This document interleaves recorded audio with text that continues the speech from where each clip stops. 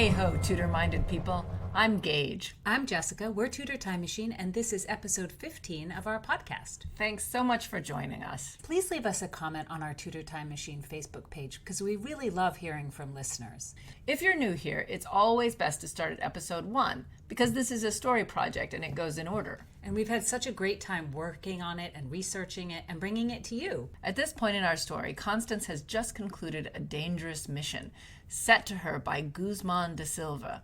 She went to the Tower of London to visit the Catholic Countess of Lennox. Now we're heading back to the Arundel Inn, where Philomena is hosting revelers from the wedding of Ambrose Dudley and Lady Anne Russell. After the reading, we'll have some fun discussing the history behind our tale and making connections between then and now. Read on, Jessie. Chapter 15, The Arundel Inn, in which Philomena attends to many guests, and then just one. A scaled-down rabble from Durham House had moved to the Arundel Inn. The mood was excellent, and the drinks plentiful. Philomena was in high spirits. The Princess Cecilia of Sweden set the guests in an uproar, balancing on the stilts of propriety as she led her retinue in an outrageous polska dance. 4 stools and 3 earthenware jugs lay demolished in various corners of the dancing room. This hard-drinking clientele was worth a little destruction. The princess was a triumph, and her voice enviable. Philomena considered trying to speak in a deeper, more musical tone. Anything you might say was believed when spoken with such a voice as Cecilia's, even that you would pay for every broken object and tankard of wine poured, which Philomena doubted. And the ladies flocked to Professor Delanoy, a new favorite of the princess. Philomena heard rumors about this man. He was in the Queen's service, reportedly an alchemist who had promised to produce treasure. Professor Delanoy was bookish and awkward, yet parlayed these qualities into a strange magnetism. Alice relayed to Philomena the message of a friend at the kitchen door. As she greeted clients and nodded her way through the room, Philomena found Blackjack appearing at her side.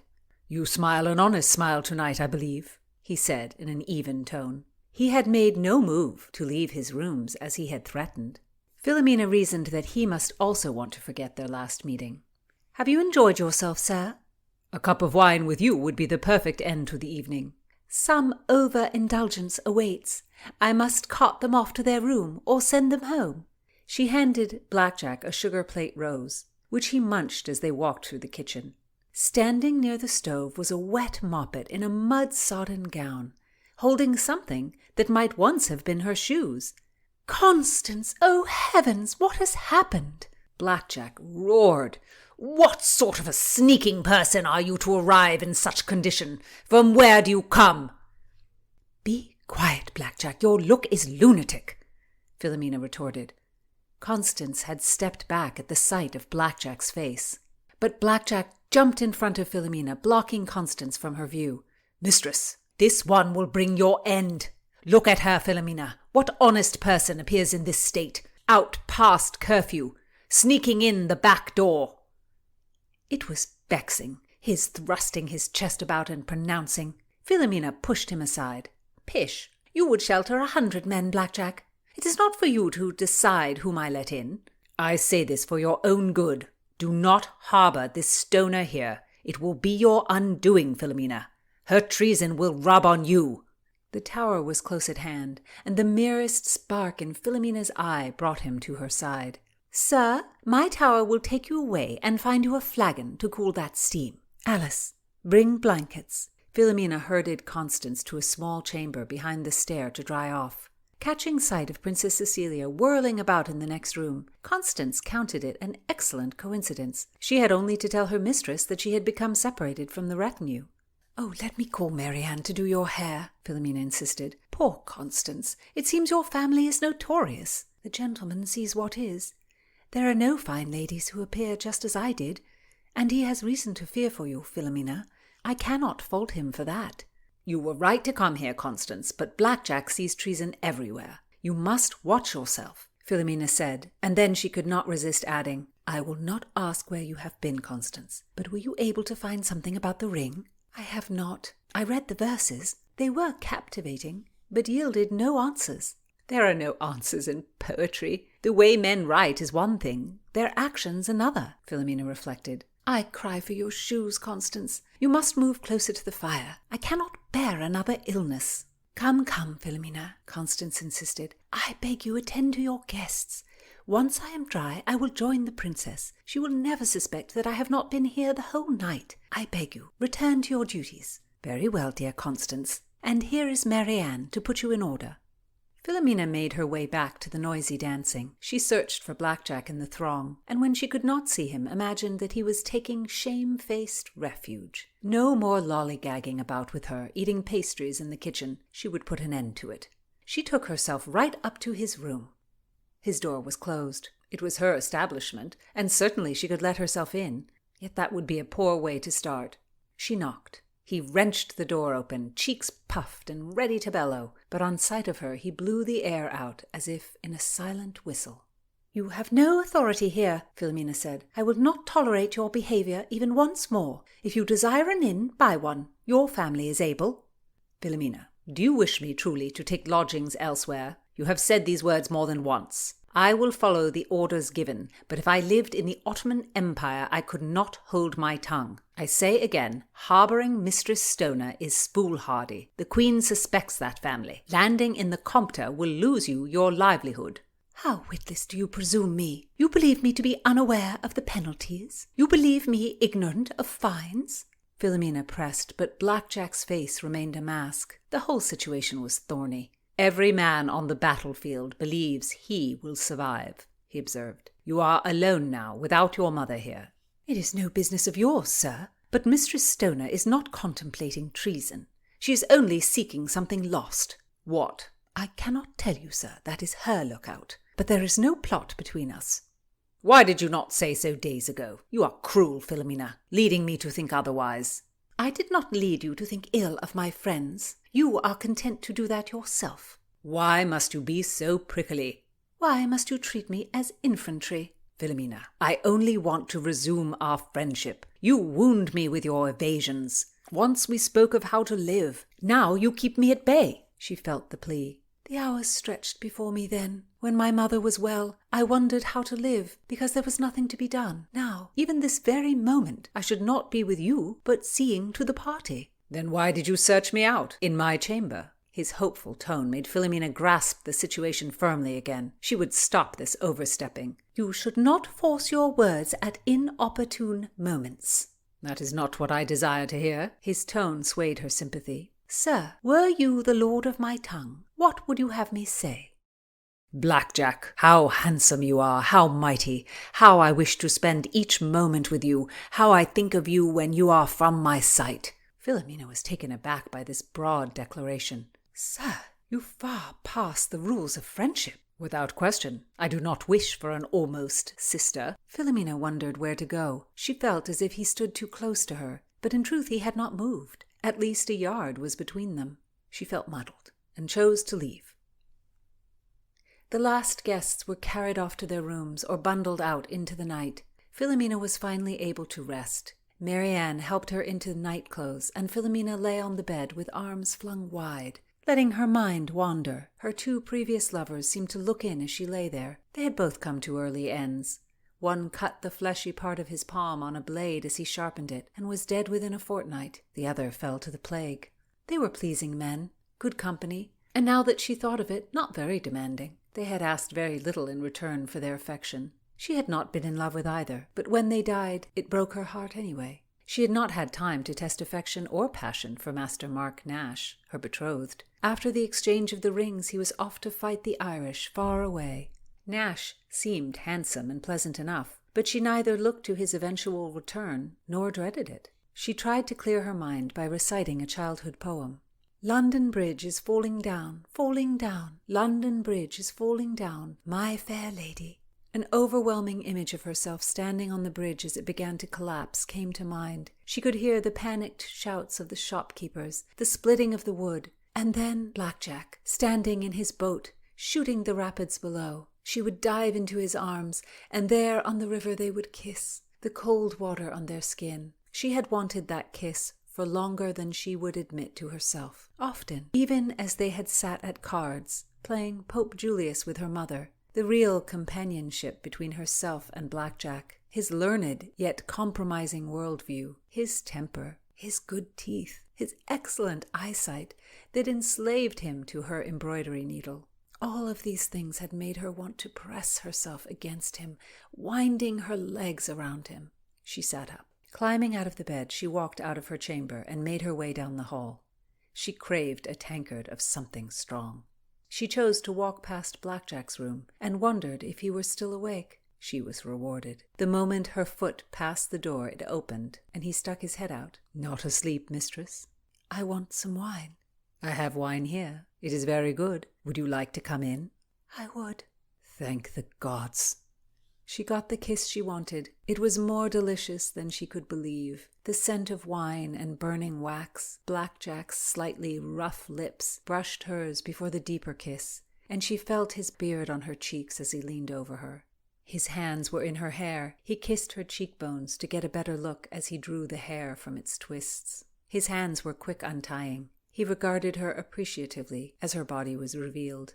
He was endearing as he knelt before her to untie her skirt, looking up at her with a sincerity that made goosebumps run up and down her arms. He wrapped a great soft blanket around her as she sat on the bed and watched him undress. He was slim, with silk skin, but his chest had the dark hair of his head, which ran down to his belly in a defining line. "Are you judging me?" he smiled. "I believe myself to be a fine figure." "You are," she agreed. "You are a fine figure."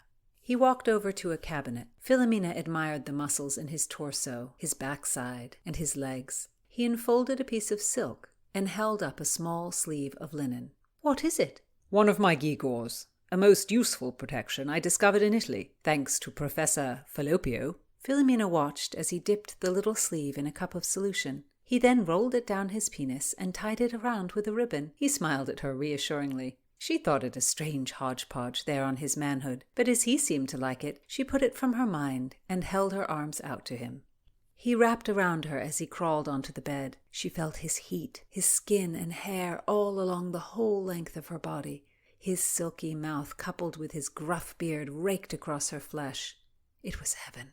He dove to kiss her, and the night crushed into 1 minute as they found each other's salts and rhythms. Oh my. So we're going to cut away from this scene to give Blackjack and Philomena a little privacy. Yes, exactly. We have a lot to discuss in this chapter to do with love, marriage, sex, and early condoms. Gage and I talked a lot about these issues while we were doing research. And I think in general we were pretty surprised by some of the 16th century attitudes towards sex and morality, because we just assumed more condemnation than we discovered when we really looked back. I think we tend to think that attitudes about sex and the body have just moved from very conservative to more liberal in a steady, linear way. And the trend towards more open attitudes in the 20th century, it didn't follow a straight historical timeline. We wanted to represent some of the various ideas about 16th century safe sex and contraception because these issues are never represented in historical fiction. There really were discussions around these practices in the Tudor period. I mean, Gage and I feel it's a mistake to leave that out of Tudor fiction because it seems like in 99.9% of historical novels, TV shows, and movies, the characters have tons of sex, but no one ever seems to worry about pregnancy or venereal disease. And I mean, we know for a fact that these were huge concerns, just as they are today. I mean, how could they not have been concerns for these people? Maybe some people think it's just not a sexy subject, but we think everything about the Tudors is so interesting, and it has a place in the stories that we tell about them. Absolutely. In this chapter, Philomena is thinking about her betrothed, Master Nash. And we're going to start with just talking about what it meant to be betrothed and how binding a betrothal was. Betrothal was the first step towards a marriage. It was a ceremony where the man and the woman would join hands. The man would give her a ring, which she would wear on her right hand, to be transferred to the left on the actual marriage ceremony. Betrothals were pretty easy to break, actually, and there were a few reasons that you could break a betrothal that were absolute. One is a member of the couple becoming disfigured. Ooh, that's a little, that's harsh. It's a little harsh. It's a little cruel. You got the pox and then that's it. That's you it. weren't going to get married. Turning out to be a heretic, a drunk, a cheater. These were all grounds to have the betrothal broken off. Yes, but from what I understand, if the couple actually consummated the betrothal, then it was binding under all circumstances. And that was true of marriage too. Until the marriage was consummated, it was not binding. That's the whole thing about Catherine of Aragon's marriage to Prince Arthur. She swore that the marriage was never consummated, and therefore it was not a real marriage and should not be grounds for Henry divorcing her. And that brings up a good point. There's a kind of misconception out there that in the 16th century, people got married and started having sex very young. In fact, that was not the case. You know, people didn't routinely get married at 12 and 13. So a couple could be betrothed or even married in their early teens, but they didn't actually consummate the marriage until they were older. A bride might come and live in her new husband's household, but she wouldn't cohabit with her husband and have sex with him. I mean, not in the way we consider it now. These young people would have been kept apart until the society felt they were of an age to start having sex with each other. In fact, Sir Thomas More recommended that women not marry until 18 and men not marry until 22. Of course, noble marriages were different. They were made for dynastic reasons, and they were arranged early. But non-nobles got married later. The average age for men to marry was 26 and women 23. In the U.S. right now, the average age for men to marry is 30, and for women it's 25, so it's not that different. Yeah, and there are, of course, famous examples of women of the time who had children very young. Lady Margaret Beaufort, who's arguably the founder of the Tudor dynasty, had Henry VII at the age of 13. But it's important to remember that that birth was recorded as extremely difficult because of her immature size. And she was probably physically damaged because she was never able to have any other children, despite 2 subsequent marriages. And that was not something that people at the time ignored. They saw the correlation between her having a baby so young and then not being able to produce any more children, which would have been a real detriment. They saw that having children very young put the women at an even greater risk. And the risk was already astronomical. It was around 30% of pregnant women died during childbirth. I mean, that's just astounding. And imagine how many women died from pre-labor pregnancy complications. And the correlation between those deaths and pregnancy might not even have been understood. Because without early pregnancy tests, I mean, many women would not even know they were pregnant until the 4th or 5th month. I read that many women were at the 5th month point of pregnancy before they knew. So dying from an ectopic pregnancy or the throwing up disease that Kate Middleton had. Right, and Charlotte Bronte probably died from that too. Yes, they probably didn't even associate it with pregnancy because they may not have known those women were pregnant. Right, they could have thought it was just a horrible fever or something that made them kept throwing up, that it wasn't anything to do with being pregnant. So those things might have been attributed to other causes and not pregnancy. And in the 16th century, if you had a fetus die in the womb in the 2nd or 3rd trimester, there was no safe surgery to remove it. No, it just stayed there and would be obstructive or poison you. Oh, it's just awful. And I'm guessing pregnancy-related deaths were way undercounted.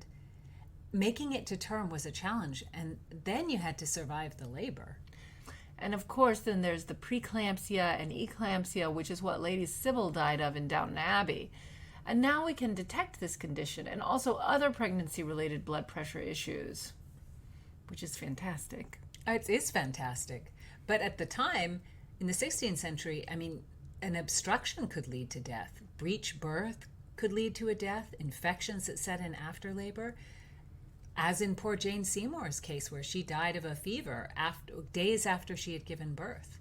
Aristocratic women like Jane really prepared for the ordeal by withdrawing from society a few weeks before the expected labor and confining themselves almost exclusively to the company of other women who had been through childbirth themselves. Which might have been comforting to them. to have people around them that had been through this ordeal. Because let's remember, it was an ordeal. It was an incredibly painful, dangerous thing. Births at the time would be assisted by midwives, not male doctors. Of course, poor women didn't have this sort of luxury to sequester themselves. And there was certainly a class element to the expectations of a painful labor. So there was this idea that beautiful, aristocratic women were considered more likely to have difficult labors, I guess because they were weaker, more feminine in quotes, while poor women were expected to, drop a baby and get back to work. Women in every class must have been scared. They wrote to family members and existing children to tell them their hopes and dreams in case they died. And they prepared wills to distribute their possessions because it was a very dangerous undertaking. It makes me think of all the scenes in books and plays of preparations of battle. Let's take Shakespeare's Henry V, when Hal wanders his army's camp before war, and we see the different ways the soldiers prepare themselves with prayers, with thoughts of the loved people they're leaving behind, with sort of, mental fortitude and bravado. I mean, the women of this time were also facing horrific pain and very likely death when they went into labor. And that preparation that they went through, it's never depicted or glorified. And it's not just because women were not writing at that time. Because all those fabulous female authors in the 19th century didn't write about it either. And it's hard to say it's because labor is bloody, because war is also bloody. I think it's the stigma. Religion told women that the pain and fear of childbirth was Eve's punishment for eating the apple.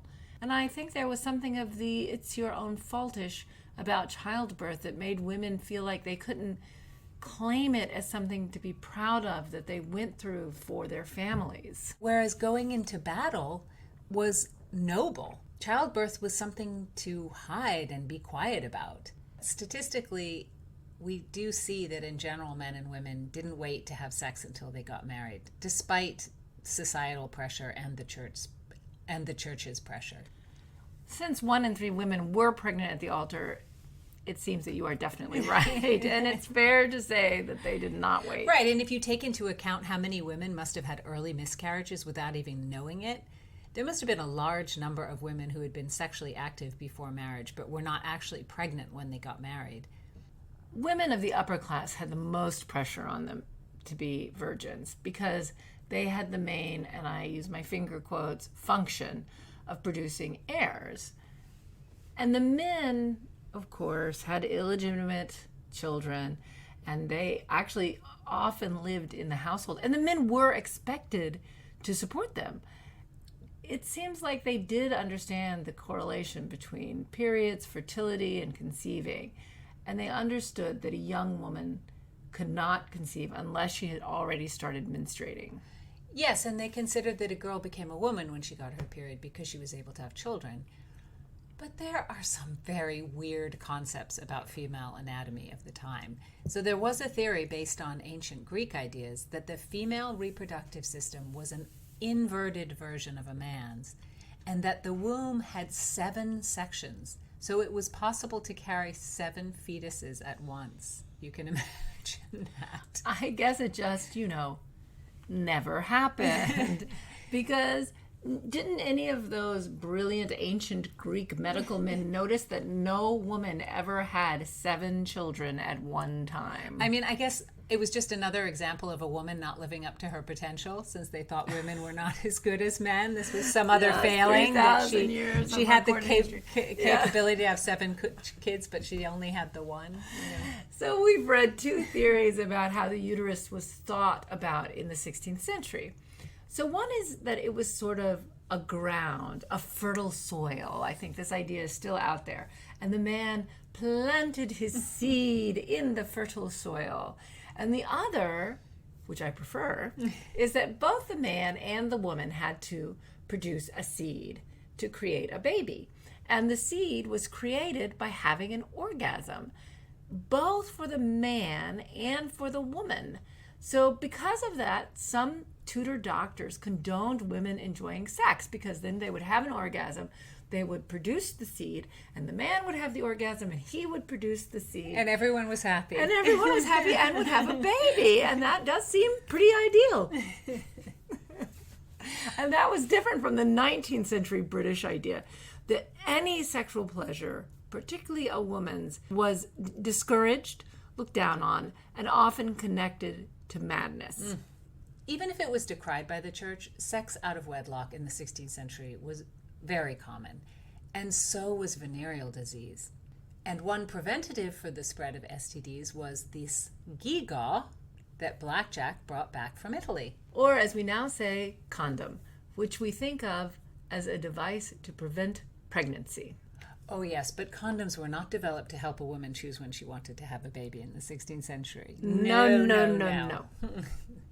They were developed to help men stay disease-free, and one of the main proponents of this kind of 16th century safe sex was the doctor Falloppio Blackjack mentions in this chapter. So who was this enlightened fellow? He was a priest. That's interesting. And also a medical doctor from Modena, and he died in 1562. In his medical practice, he really made an effort to control the spread of syphilis, which was a massive problem. So there's so much debate about where syphilis originated from, but what is clear is that it was the first disease in the 16th century that Europeans understood to be sexually transmitted. So, of course, this condition was associated with immorality. The Italians and the English called it the French disease, and the French called it the Neapolitan disease. To the Russians, it was the Polish disease, and the Poles blamed it on the Germans. Flanders promoted their anti-Spanish rhetoric by calling it, you guessed it, the Spanish disease. We read a lot from the physicians of the time about how syphilis presented in men with visible sores on the penis and pus and ulcers all over the body, hair loss and rashes. But there are many fewer accounts of how the disease presented in women. In fact, I couldn't find any. And I don't know if that's because women's symptoms were less obvious, because a sore on your penis is pretty easy to notice. Well, and a woman might have gone to a midwife instead of a doctor for treatment, so there are fewer records. Because evidently women had the pox at the same rate as men. There are estimates that as many as 1 million people had the pox. And to put that in perspective, the population of Europe in 1550 was about 70 million. Syphilis was impossible to treat with the medical knowledge of the time. The most effective prescription was mercury, but obviously that's a toxic cure. Another of the treatments, if you were a man, was to have your penis amputated.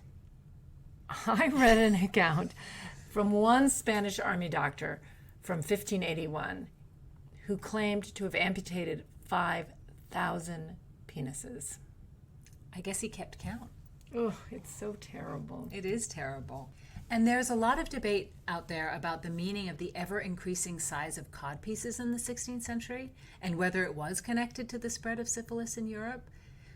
And one theory is that the codpiece camouflaged the 24/7 treatment of a syphilitic penis, the bandages, the ointments, etc., and that these codpieces were packed with medicinal herbs and also absorbed the pus. Yuck. The other theory is the exact opposite, and that's that these oversized codpieces celebrated the wearer's manhood and meant that he did not have syphilis, and that the size of the manhood was just awe-inspiring. Maybe it was a way of showing you still had your penis and that an army doctor hadn't sliced it off. Cod was everyday slang for wiener or penis. Codpiece is very literal, as if we called a jock strap or willy wear. That's funny. Maybe we should start a men's underwear line called Willy Wear. But it wasn't funny if you had the pox. It was a huge issue for the armies of the time because men on campaigns would sleep with prostitutes. In some cases, the men would get it from the prostitutes, and in others, the prostitutes would pick it up from the soldiers. And net was that it just spread like crazy. Soldiers were dying of it, sometimes more than they were dying in actual battles. And our man, the Italian doctor, Dr. Falloppia, who, in case you are wondering, did name the fallopian tube. Yes, he made the connection between using condoms to protect against syphilis. Condoms, mainly in the form of animal bladders rolled over the penis, had been used around the world for thousands of years. But it was Dr. Falloppio who originated the idea of a linen sheath which was dipped in a vinegar-based solution and then tied around the penis with a ribbon. And he cites a kind of early clinical trial where he gave over 1,000 soldiers these early condoms to use, and according to the good doctor, not one of them got the pox. It really helped the soldiers. They were much healthier. But the correlation between the use of the sheath and the prevention of pregnancy was not addressed. Any attempt to prevent pregnancy was totally banned by the church and would have been considered a type of witchcraft. But I think it's safe to assume that some pregnancies were prevented by these vinegar-soaked sheaths. And again, though no doctor at the time seemed to care, hopefully it prevented women from getting syphilis as well. I hope so. Yes, indeed. So we'll leave Blackjack and Philomena to enjoy some fairly safe sex. So Gage and I started this episode by offering our opinion that from what we've seen, attitudes about sexuality were actually somewhat more open in the Tudor period than in later eras of British history. But listeners, we'd love to hear from you on this topic. Do you agree or disagree? So leave us your comments on our Tudor Time Machine Facebook page. Next time, we'll catch up with Cecilia as she pursues her heart's desire with an alchemist. So join us for our next podcast and leave us a comment on our Facebook page. All our gratitude for listening. And remember, then is now.